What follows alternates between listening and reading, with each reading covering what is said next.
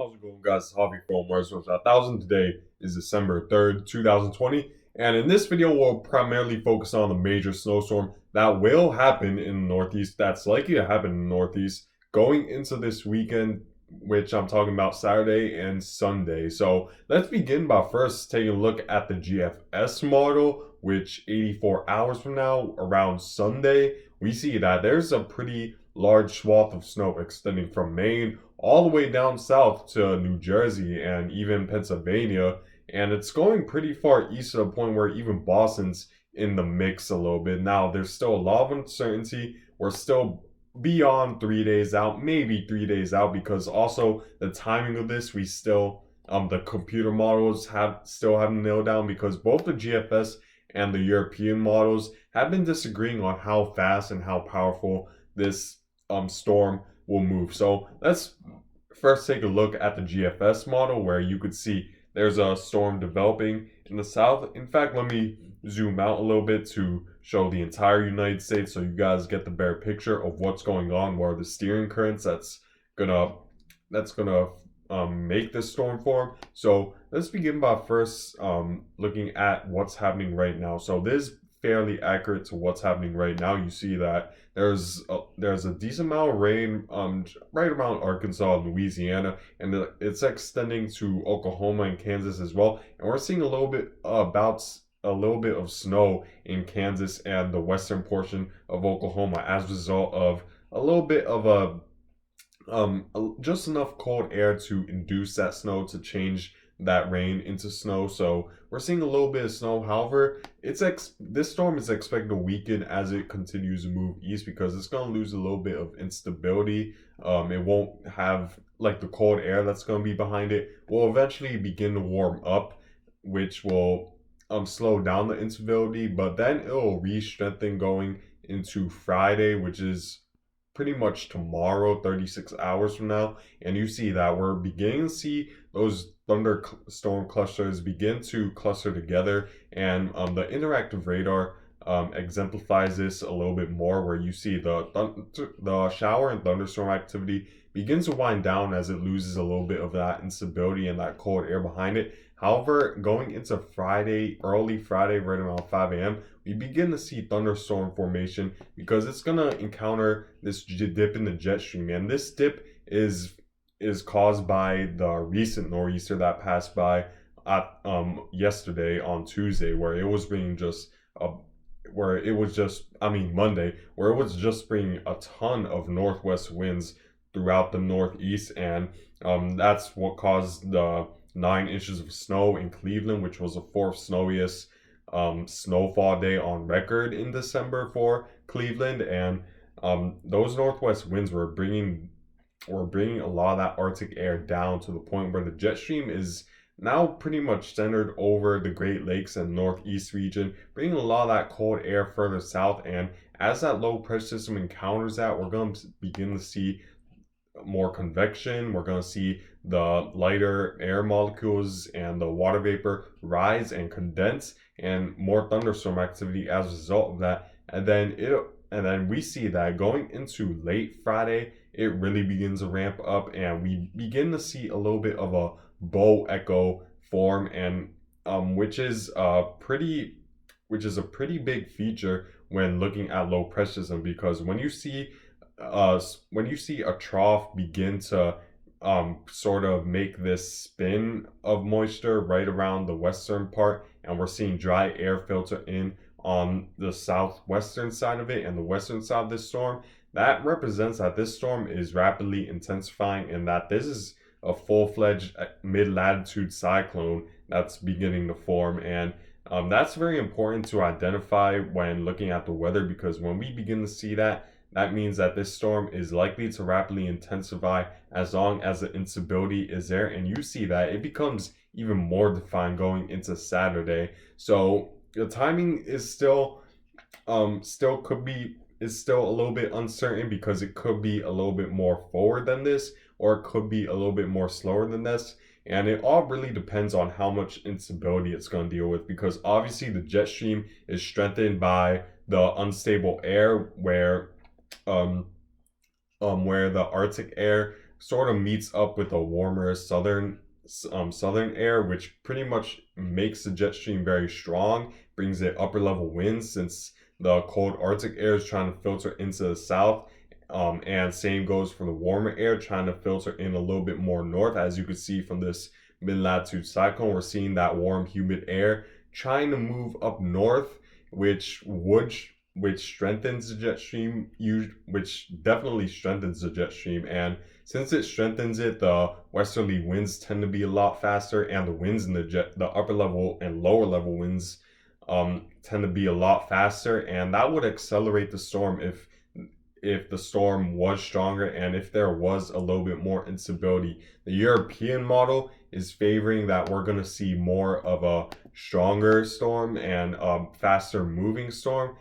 Because if we take a look 72 hours from now, the storm is already at New England and the pressure is pretty low at 979 millibars, which is equivalent to a Category 1 hurricane. Compare that to the GFS, where the GFS isn't as fast nor as strong as the European model, because unlike the European where it's where 72 hours from now the European is pretty much centered all the way up north towards Maine at a much stronger 979 millibars, the GFS is a little bit slower in taking that storm up northward to 72 hours from now, where it's just off the coast of New Jersey, and it's marginally weaker than the European model at only 994 millibars. So the timing of this will be important and will determine how strong and how much instability will be, because how fast it goes, that means there's more unstable air, and that'll strengthen the winds of the jet stream, and that'll accelerate the storm fast onto the northeast. So we definitely need to keep a lookout, but I would say the time frame of this occurring would likely be somewhere between Saturday and Sunday for a lot of the northeast, as those are two main days that it's expected to happen. What exact time frame in those days, like maybe Saturday afternoon or Sunday night, you guys might be wondering. There's the computer model still have to iron that out, but the general idea is that we're going to see some sort of snowstorm occur sometime between Saturday and Sunday. So that's definitely something to keep in mind. So you might be asking, what will be the factor that'll either strengthen this storm into a more stronger storm, or make it a much slower moving, weaker storm? And that really all depends on the jet stream and this trough that's going to move and this ridge that's going to move further south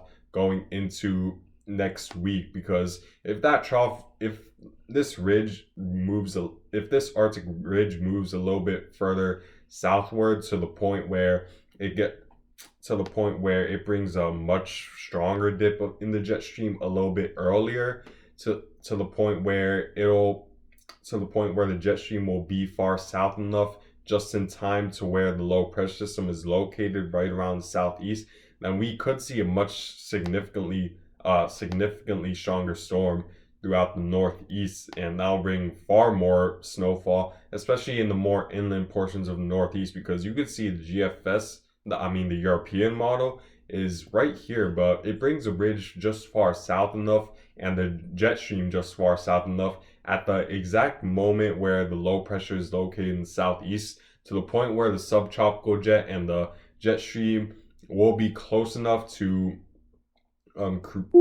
create a much stronger storm, and it'll accelerate it much more going into the northeast, and it'll accelerate fast because 48 hours from now it's in South Carolina, but then only 24 hours later it's already in Maine, borderline in Canada. So it really all depends on how fast that ridge moves further south. Taking a look at the North America map, it really shows the importance of this ridge moving southward a little bit more. So you see that there's that same nor'easter where that brought a lot of snow around Ohio and a lot of strong winds along the coast. It's all the way up north towards Canada and borderline in Greenland, and then you see that eventually there's this ridge that's going to move further south to the point where it'll bring just enough cold air to really make the storm strong. And the European model, just so you guys know, while it's less likely to bring snow closer to the coast, it's more likely to bring much heavier snow inland.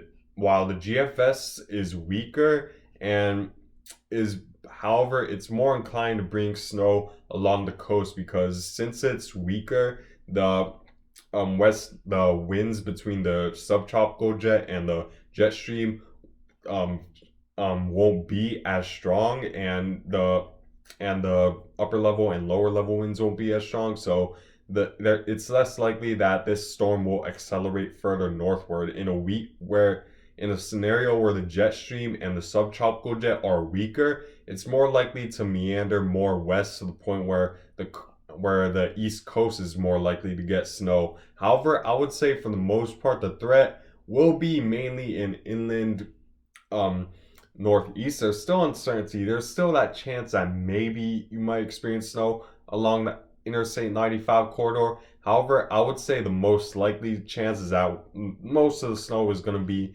inland towards the inland portions of the northeast, because taking a look at the so to show you this, you see that the GFS is a lot weaker. However, its track is a little bit more offshore than the European, because the European takes it just much more further north, since the jet stream is much stronger and since the dip is much stronger, so we're more likely to see winds go from south to north because of the stronger jet stream dip. However, the GFS expects a weaker jet stream dip, which means that we're more likely to see a westerly to easterly direction, kind of like what's typical for the westerly wind. So it's going to be very interesting to see what happens over the next several days and how the forecast unfolds. However, I would be in high alert along the especially in the inland northeast portions, as well as even the east coast, because you guys may experience strong winds from this as well. Showing you the United States focus map and the wind forecast for you guys. There's expected to be pretty strong winds along the coast, even if the weaker GFS computer model is correct in this scenario. And I'm sure the European would be much worse in terms of wind, but you see that GFS is bringing fairly strong winds off the coast. You see the reds, you see the dark blues all throughout the east coast, and that represents much stronger winds, right around 20 knot winds sustained, so which is around 25 miles per hour sustained. So keep that in mind, that the winds will also be a problem, even if you won't necessarily experience snow along the east coast. So for those along the Interstate 95 corridor, you might be asking what are the chances, or what should happen, what would happen if what are the chances if you guys will experience snow. Well, it really all depends on the track, because if it goes further to the east where the jet stream dip is a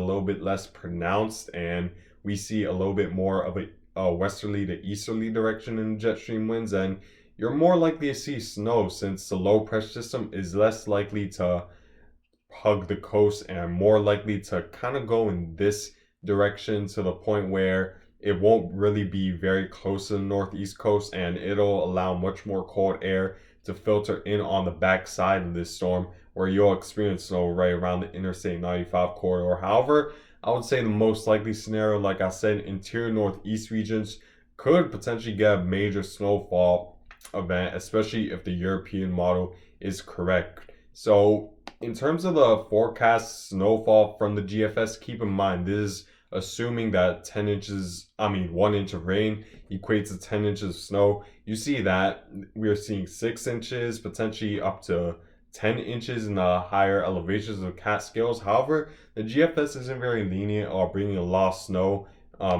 throughout the northeast, because if we take a look at the radar, it is the GFS just isn't strong enough to bring a ton of snow throughout the northeast, even the interior northeast regions.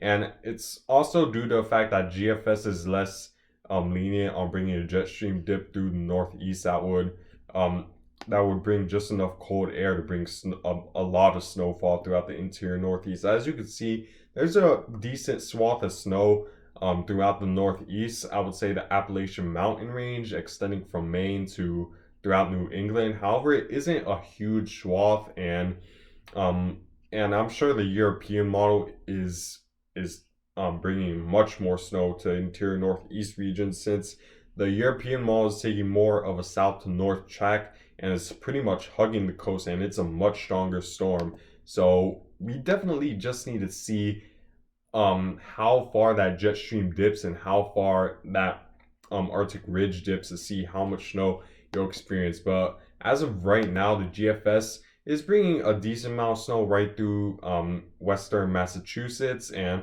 going into New Hampshire and southern Vermont, and a lot of Catskills and the Pocono Mountain area will experience a decent amount of snow, probably 3 to 5 inches.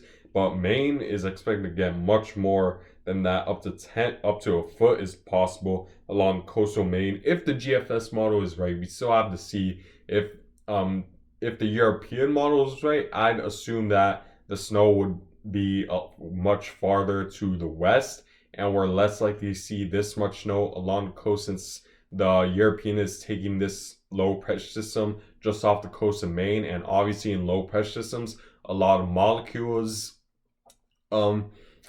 converge in that region, that there's a lot more energy, and as a result, a lot more work, which transfers into higher temperature, and that means it's less likely for snow to occur along the coast. However, the European would bring a lot more snow.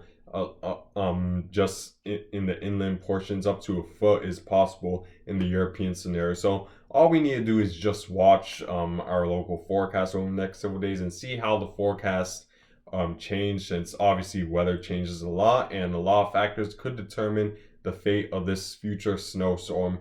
But anyways, guys, thank you guys for watching. Make sure to if you like this video, make sure to subscribe, and make sure to share with friends and family who are interested. And I hope you guys have